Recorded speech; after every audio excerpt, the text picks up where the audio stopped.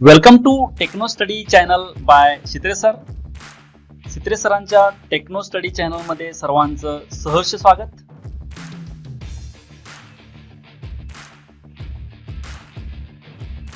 In this session we will study FYJC, that is 11th physics, chapter 1st, units and measurements, textbook solved numerical examples.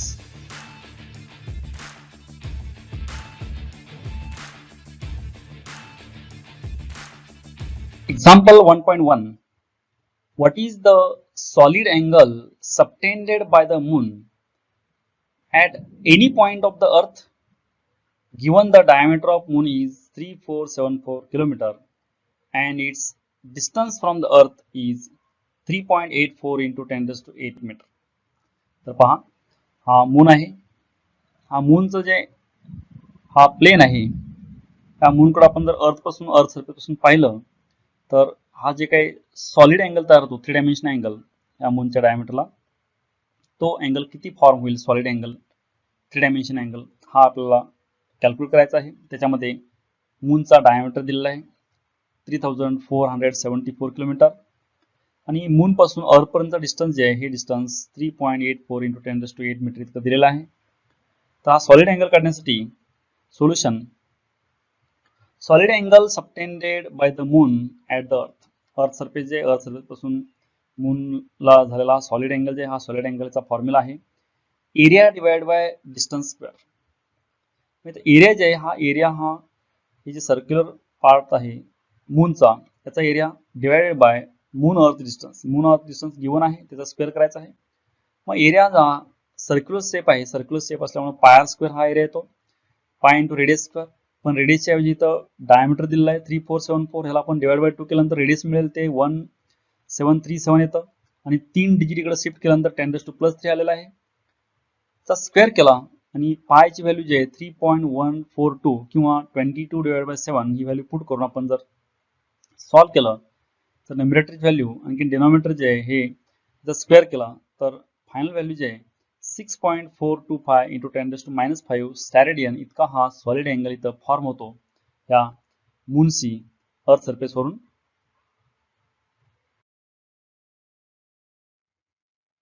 Example 1.2. The star is 5.5 light years away from the earth. How much parallax in arc second will it subtend when viewed from two opposite points along the orbit of the earth. तर पहा ह्याच्यामध्ये diagram मध्ये हे earth orbit आहे, हे सन आहे सेंटरला, ही earth is revolving around the sun, सूर्याभोवती पृथ्वी फिरत आहे असं आपण मानल्यानंतर सूर्यापासून पृथ्वीपर्यंत अंतर जे आहे हे 1 ॲस्ट्रॉनॉमिकल युनिट असतं. तर ह्या दोन्ही डायमीटरचे एंड जे आहेत ह्याकडून आपण 2 ॲस्ट्रॉनॉमिकल युनिट होतील. तर आपण या एंड पासून आपण जर स्टारकडे पाहिलं एका ताऱ्याकडे, आणखी दुसऱ्या एंड पासून ताऱ्याकडे पाहिलं तर हे जे डिस्टन्स आहे पॅरलॅक्स हा आर्क सेकंड मध्ये अँगल जे हा आपण आर्क सेकंड मध्ये अँगल हा आपण ही व्हॅल्यू आपण फाइंड आउट करायची आहे. तर याच्यामध्ये solution, two opposite points A and B along the orbit of the earth are 2 AU apart. तर सन पासून अर्थ पर्यंत हे डिस्टन्स 1 ॲस्ट्रॉनॉमिकल युनिट असतं, त्यामुळं परत आणि अदर टर्म जे अदर एंड जे अदर एंडचं पण डिस्टन्स हे ॲस्ट्रॉनॉमिकल युनिट असेल, त्यामुळे टोटल डिस्टन्स जे ए बी ही 2 ॲस्ट्रॉनॉमिकल युनिट असेल. The angle subtended by A B at the position of the star is, आता ह्या स्टारला इथं जे अँगल सबटेंड होईल ह्या आर्क लेंथनं, तो अँगल जे आहे हे डिस्टन्स ए बी जे हे arc length divided by distance of the star from the अर्थ. Actually arc length divide by radius असा आहे, तो अँगल सबटेंड असतो, पण इथं आर्क लेंथ जे ही हे डिस्टन्स ए बी आहे आणि ही रेडियस जे आहे ही रेडियस हे distance of the star from the अर्थ, अर्थ पासून त्या स्टार पर्यंत डिस्टन्स आहे हे. तर अर्थ पासून स्टार पर्यंत डिस्टन्स जे हे ए बी डिस्टन्स जे ए बी डिस्टन्स 2 AU आहे, ए बी इथं पुट केल्यावर 2 ॲस्ट्रॉनॉमिकल युनिट. आणखीन अर्थ पासून स्टार पर्यंत डिस्टन्स हे 5.5 लाईट इयर. तर 5.5 लाईट इयर म्हणजे 1 लाईट इयर म्हणजे काय, एका इयर मध्ये लाईट किती डिस्टन्स ट्रॅव्हल करतो ते 1 लाईट इयर असतं. म्हणजे एका सेकंदमध्ये light 3 lakh kilometre distance travel करतो. एका सेकंदामध्ये 3 lakh kilometre distance sunlight travel करत असते. स्टार लाईट, कुठल्याही स्टारची लाईट, ताऱ्याची लाईट. तर हा लाईट जे आहे ह्या स्टार पासून जर निघाला तर 5.5 लाईट इयर म्हणजे जवळपास 5.5 लाईट इयर नंतर इथं हा प्रकाश पृथ्वीवरती येईल. म्हणजे एका वर्षामध्ये प्रकाश किती अंतर कव्हर करतो ते 1 लाईट इयर असतं. अशी 5.5 लाईट इयर आहे. इतक्या वर्षानंतर सन ही लाईट, स्टारची लाईट ह्या अर्थवरती पोहोचेल. ही लाईट इयर आहे. तर आपण AU जे ॲस्ट्रॉनॉमिकल युनिट 2 ह्याचं आपण जर मीटरमध्ये कन्व्हर्शन करायचं झालं तर ते 1.496 इंटू 10⁻11 ह्या मल्टिप्लाइंग फॅक्टर मल्टिप्लाय केल्यानंतर ही व्हॅल्यू AU ची मीटरमध्ये होते. आणखीन 1 लाईट इयर जे आहे हे पण आपण मीटरमध्ये कन्व्हर्शन करायचं असेल तर 9.46 इंटू 10⁻15 मल्टिप्लाय केल्यानंतर हे मीटरमध्ये होईल. म्हणजे हे 1 लाईट इयरचं डिस्टन्स आहे. दोन्ही आपण डिवाइड केल्यानंतर व्हॅल्यू जे आहे 5.75 इंटू 10⁻6 रॅडियन हा अँगल आलेला आहे. आता आपण हा रॅडियनचा अँगल जे आहे आपण आर्क सेकंडमध्ये कन्वर्ट करायचा आहे. त्यासाठी हा 5.75 इंटू 10⁻6 ला 57.297 इंटू 60 इंटू 16 मल्टिप्लाय केल्यानंतर हे आर्क सेकंड होतं. हे आपण मल्टिप्लिकेशन सॉल्व्ह केल्यानंतर आन्सर जे आहे 1.186 आर्क सेकंड इतकं आन्सर येतं. म्हणजे एवढी व्हॅल्यू आपल्याला मिळेल इथं ह्या अँगल सबस्टँक्युलर डिस्टन्स जे आहे इथं या ठिकाणी.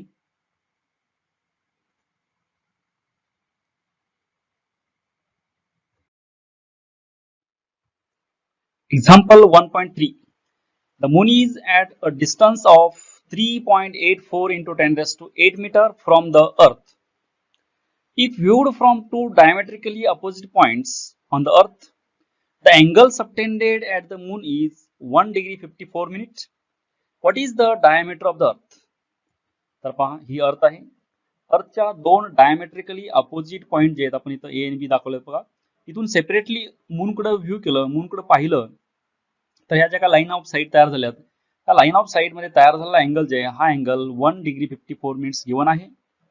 आणखीन मून पासून अर्थचं डिस्टन्स जे आहे हे पण गिवन आहे 3.84 इंटू 10⁸. तर what is the diameter of earth? अर्थचा व्यास जे आहे पृथ्वीचा व्यास किती असेल हे आपल्याला कॅल्क्युलेट करायचं इथं सोल्युशन मध्ये. अँगल सबटेंडेड जे आहे हा अँगल सबटेंडेड गिवन आहे 1 डिग्री 54 मिनिट्स. हा आपण रेडियन मध्ये कन्वर्ट करायचा आहे. फर्स्ट आपण हा 1 डिग्री जे 1 डिग्री म्हणजे 60 मिनिट, 60 मिनिट प्लस 54 मिनिट्स हे 114 मिनिट्स झालेले आहेत. त्यामध्ये हे मिनिट्स रेडियन मध्ये कन्वर्शन करण्यासाठी मल्टिप्लाइंग फॅक्टर आहे 2.91 इंटू 10⁻4 हा मल्टिप्लाइंग फॅक्टर आहे. यानं मल्टिप्लाय केल्यानंतर हा अँगल रेडियन मध्ये झालेला आहे. नंतर 114 इंटू 2.91 हे मल्टिप्लिकेशन केल्यानंतर हे 3.317 इतकं येतं आणि 2 डेसिमल पॉईंट शिफ्ट केले आहेत त्यामुळे इथं 10⁻4 आलेला रेडियन हा अँगल सबटेंडेड आहे. आता डायमीटर ऑफ अर्थ जे ह्याचा फॉर्म्युला आहे theta into distance to the moon from the earth. आता डायमीटर ऍक्च्युली हे फॉर्म्युला वर्तुळ जे आहे वर्तुळाचा फॉर्म्युला आहे सर्कलचा. आर्क लेंथ जे आहे हे अँगल सबटेंडेड इंटू रेडियस हा फॉर्म्युला असतो. मग आर्क लेंथ जे हे AB घेतलेले आहे. हे आपण सर्कल जर इमॅजिन केलं तर ह्या सर्कलची आर्क लेंथ जे अप्रॉक्सिमेटली AB आहे, रेडियस D येते आणि हा अँगल सबटेंडेड थीटा येतो. त्यामुळं आर्क लेंथ जे arc length equal to angle subtended theta into distance to the moon from the earth हा रेडियस असते. तर अँगल आपण ऑलरेडी इथे कॅल्क्युलेट केला आहे रेडियन मध्ये. तो व्हॅल्यू पुट केली 3.317 इंटू 10⁻2 इंटू आता डिस्टन्स जे मूनचं अर्थ पासून हे गिवन आहे 3.84 इंटू 10⁸. हे मल्टिप्लिकेशन केल्यानंतर 1.274 into 10⁻+7 metre. This is the diameter. Example 1.4.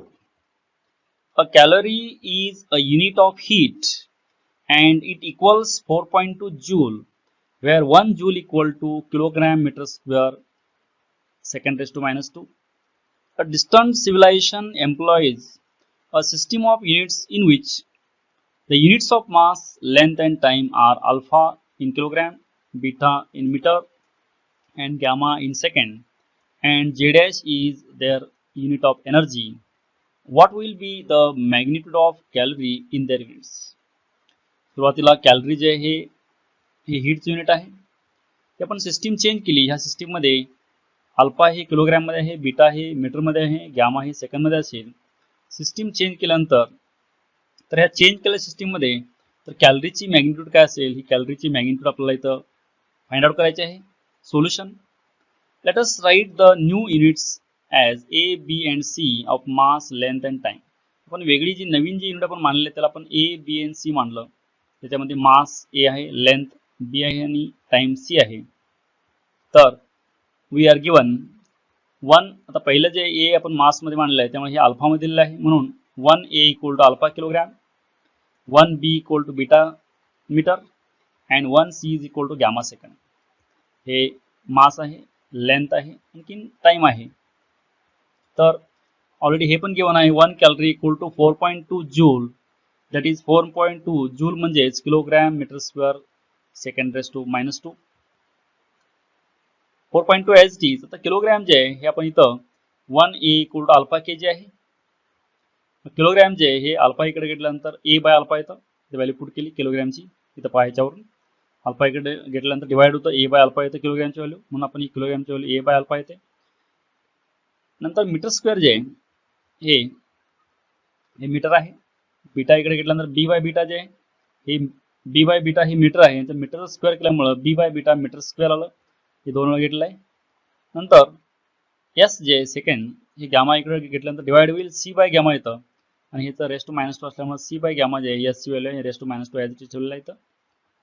नंतर आपण हे अल्फा ॲज इट इज इथं घेतलं, बीटा स्क्वेअर इथं घेतलं, आणखीन गॅमा रेस टू -2 जे आहे गॅमा रेस टू -2 न्यूमरेटरला लिहिल्यानंतर गॅमा स्क्वेअर येतं, आणि A as it is B square इथं आहे आणि C raise to -2 as it is आहे. तर यामध्ये 4.2 gamma square alpha beta square हे ॲज इट इज लिहिलं, आणखीन A B square C raise to -2 जे आहे हे जे डॅश येतं, नवीन जे युनिट आहे हे नवीन युनिट. त्यामुळं दस in the new unit 1 calories, आता नवीन युनिट प्रकारे 1 कॅलरी जे आहे 4.2 gamma square upon alpha beta square जे डॅश, हे नवीन सिस्टीम मध्ये अशा प्रकारचं कॅलरीचं युनिट येतं.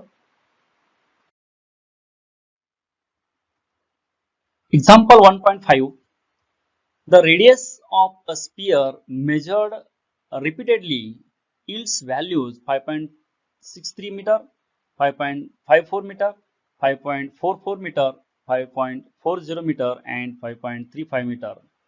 तर स्पियरची रेडियस जी आहे ही आपण रिपीटेटिव्हली वेगवेगळ्या पद्धतीने मेजर केली आहे आणि प्रत्येक वेळची व्हॅल्यू आपण इथं दिलेली आहे. Determine the most probable value, radius and the mean absolute relative and percentage error. तर मोस्ट प्रोबॅबल व्हॅल्यू, त्यानंतर absolute, relative and percentage errors यामध्ये आपल्याला फाइंड आउट करायचे आहेत. Solution, most probable value of radius is its arithmetic mean. आता most probable value म्हणजेच काय असते, अरिथमेटिक मीन असतो, सरासरी असते, एव्हरेज असतं. त्यामुळे आपण अरिथमेटिक मीनचं फॉर्म्युला जे आहे a mean A1 plus A2 plus A3 plus A4 plus up to AN divide by N आपण डिवाइड करतो. पण यामध्ये 5 व्हॅल्यू दिले आहे, त्यामुळे आपण पहिल्या 5 व्हॅल्यू जे आहेत A1 ची व्हॅल्यू जे आहे 5.63, A2 ची व्हॅल्यू जे आहे 5.54, A3 5.44, A4 5.40 अँड A5 5.35. ह्या 5 व्हॅल्यू आपण ऍड केल्या, डिवाइड बाय 5 केलेला आहे, त्यामुळे हे ॲव्हरेज मिळतं, मीन मिळतं, अरिथमेटिक मीन. हे न्यूमरेटर ऍड केला, डिवाइड बाय 5 केल्यानंतर आन्सर येतं 5.472 metre. This is most probable value of the radius. Next one is mean absolute error. आता मीन ॲब्सोल्यूट एरर साठी हे प्रत्येकाचा ॲब्सोल्यूट एरर जे आहे, absolute error in the measurement of first reading जे आहे हे फर्स्ट रिडिंग मायनस मीन reading. आता मीन रिडिंग 5.472 आहे, फर्स्ट रिडिंग मधनं हे मीन रिडिंग वजा केल्यानंतर absolute error in the measurement of first reading आलं. नेक्स्ट डेल्टा AM आहे, डेल्टा A1 आहे, नंतर डेल्टा A2 जे आहे सेकंड रिडिंग मायनस मीन रिडिंग, डेल्टा A3 जे आहे थर्ड रिडिंग मायनस मीन रिडिंग, डेल्टा A4 जे आहे फोर्थ रिडिंग मायनस मीन रिडिंग, आणखी डेल्टा A5 जे आहे फिफ्थ रिडिंग मायनस मीन रिडिंग. या सर्वांचा ऍड करायचा आहे, डिवाइड बाय 5 करायचा आहे, आणि हे न्यूमरेटर जे आहे हे सगळे सबस्ट्रॅक्शन आणि ॲडिशन जे सॉल्व्ह केल्यानंतर आन्सर आपल्याला 0.452 येतं. डिवाइड बाय 1/5 आहे, हे 1/5 5 ने याला डिवाइड केल्यानंतर आन्सर 0.0904 मीटर इतकं येतं आन्सर. तर हे मीन ॲब्सोल्यूट एरर आहे. नंतर मीन ॲब्सोल्यूट एरर जे आहे ह्याला आपण मीन न डिवाइड केल्यानंतर हे आपल्याला रिलेटिव्ह एरर मिळतो. 0.0904 डिवाइड बाय 5.472 हे डिवाइड केल्यानंतर 0.017 हा रिलेटिव्ह एरर आहे. याला 100 न मल्टिप्लाय केल्यानंतर पर्सेंटेज एरर येतो. हा पर्सेंटेज एरर जे आहे 1.7% इतक्या व्हॅल्यू त्याची. त्यामुळं मोस्ट प्रोबॅबल व्हॅल्यू जे आहे 5.472 मीटर येते. मीन ॲब्सोल्यूट एरर जे आहे हा 0.0904 येतो. रिलेटिव्ह एरर जे आहे 0.017 येतं, आणखीन पर्सेंटेज एरर जे आहे 1.7% इतका येतो.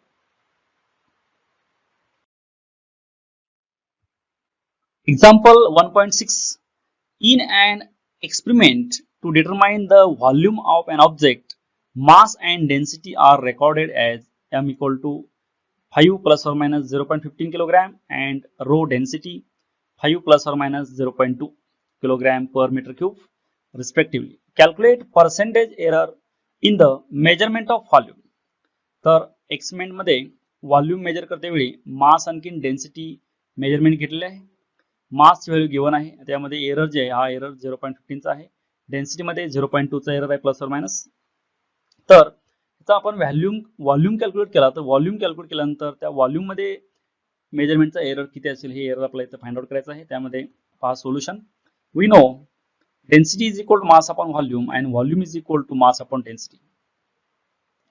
मास अपॉन डेन्सिटी जे व्हॉल्यूम कॅल्क्युलेट करायचं आहे, त्यामुळं पर्सेंटेज एरर इन व्हॉल्यूम जे आहे, आता मास डिवाइड बाय डेन्सिटी जे डिवाइड असेल तर हिचा रिलेटिव्ह एरर ऍड होतो, त्यामुळं delta m by m relative error in the measurement of mass plus delta rho by rho relative error in the measurement of density, आणि ह्याला 100 ने multiply केल्यानंतर हा पर्सेंटेज एरर होतो.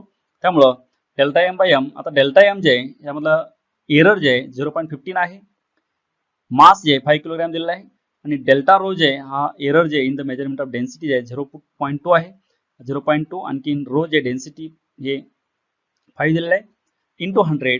0.15 डिवाइड बाय 5 हा 0.03 येतं, 0.2 डिवाइड बाय 5 0.04, दोन्ही ऍड केलं तर ही व्हॅल्यू 0.07 येते इंटू 100 हे 7% येतं. त्यामुळे पर्सेंटेज एरर इन व्हॉल्यूम जे आहे हा 7% एरर होतो व्हॉल्यूम मेजरमेंट मध्ये. म्हणजे आपण डेन्सिटी आणि मास मेजरमेंट घेतल्यानंतर त्यामध्ये जर 0.15 आणि 0.2 इतका एरर असेल, तर आपण व्हॉल्यूम कॅल्क्युलेट केल्यानंतर व्हॉल्यूम मधला जे एरर आहे हा एरर 7% येतो.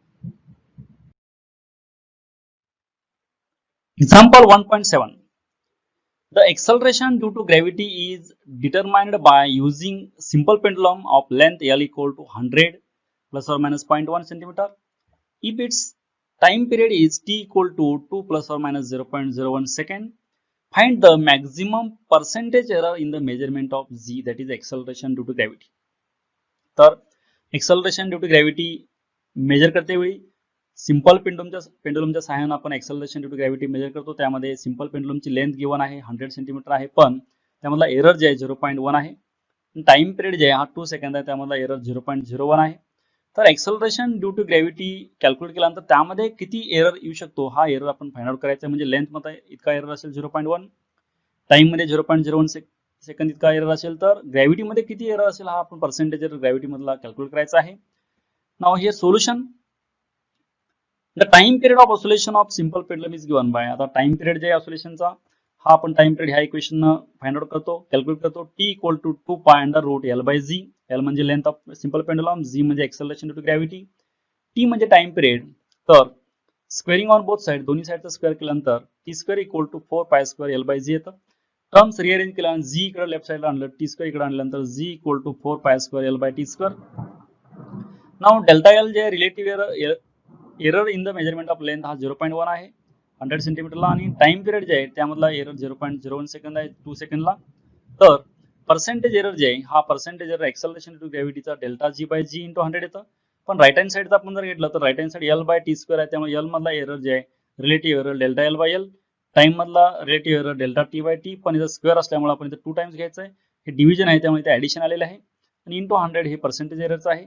डेल्टा एल 0.1 गिवन आहे, एल लेंथ 100 सेंटीमीटर गिवन आहे, 2 इंटू डेल्टा टी हा 0.01 हे दिलेलं आहे, टी 2 सेकंद आहे, आणखीन 100 0.1 अपॉन 100 हे 0.001 येतं. 2 इंटू 0.1 हे डिवाइड बाय 2 केल्यानंतर 0.01 येतं, इंटू 100 आहे, हे आपण हे ऍड करून आपण इंटू मल्टिप्लाय केल्यानंतर 100 1.1 आन्सर येतं. त्यामुळं percentage error in the measurement of z is 1.1%. म्हणजे आपण लेंथ मधला एरर जर 0.1 असेल, टाइम पिरियड मधला 0.01 सेकंद असेल, तर आपण acceleration due to gravity calculate केल्यानंतर त्यामध्ये येणारा पॉसिबल एरर जे आहे 1.1% इतका त्याच्यामध्ये एरर येऊ शकतो एक्सेलरेशन ड्यू टू ग्रॅव्हिटी मध्ये, z मध्ये, गुरुत्व त्वरण मध्ये.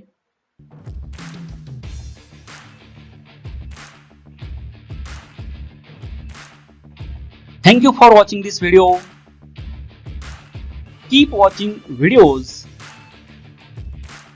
and for other videos see description box of this video. and don't forget to subscribe, like and share.